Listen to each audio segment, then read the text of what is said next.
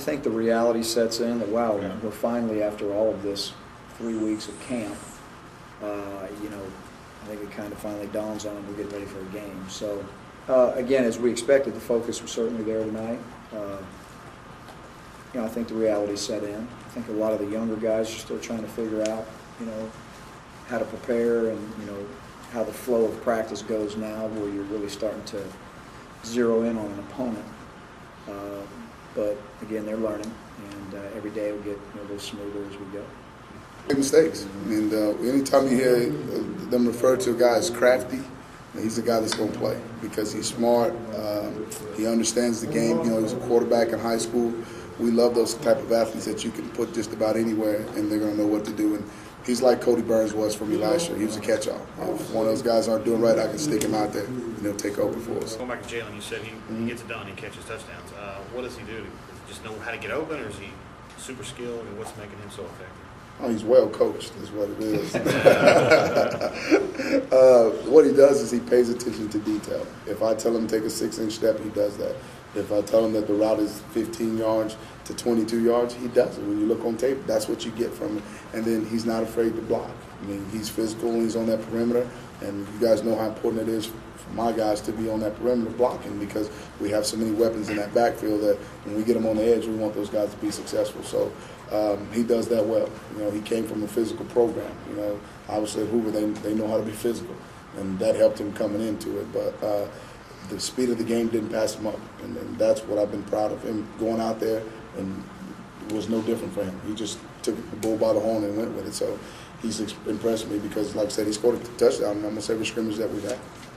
That kid has worked hard, and he's kind of been behind the 8 ball a little bit. Nobody really talks about him. Nobody really, mentions him when they talk about the depth chart. But he's kind of put a chip on his shoulder and really worked himself in a position to help this football team in some capacity.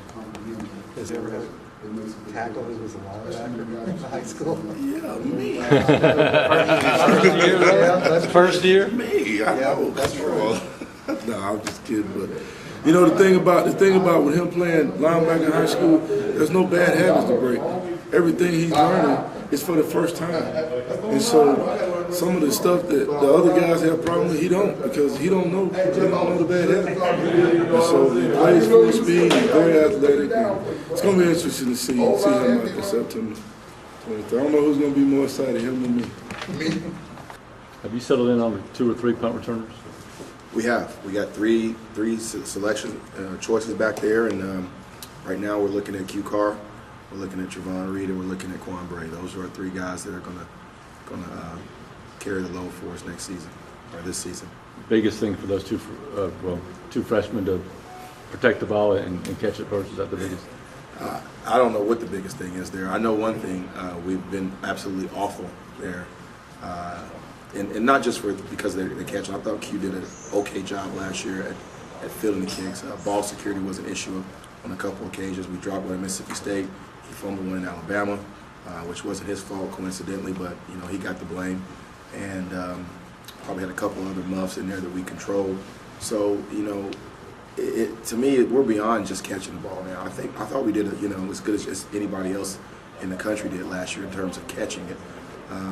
Where we're really poor is we're having a guy that can do something with it after they catch it, and that's where we're trying to go with it now. I mean, last year's hurdle was to get somebody back there where we're not just holding our breath every single time. Last year we just held our breath a few times, and now we're getting to the point where we feel like, hey, we got to take that next step and get somebody that can advance the football up the field.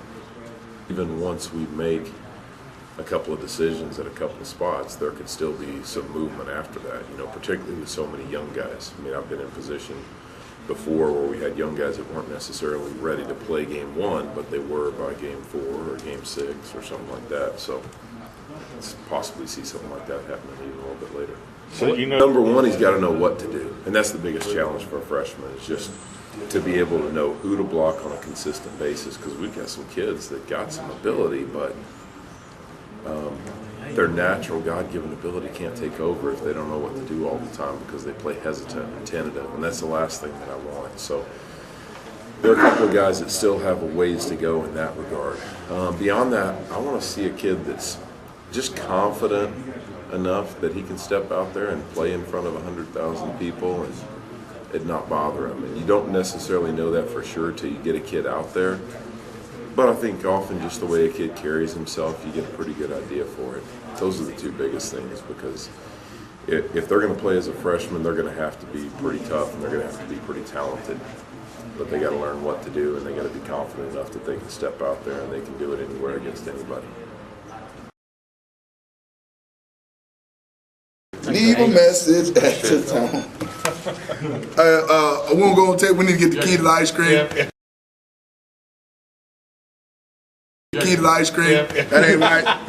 That's torture. Oh.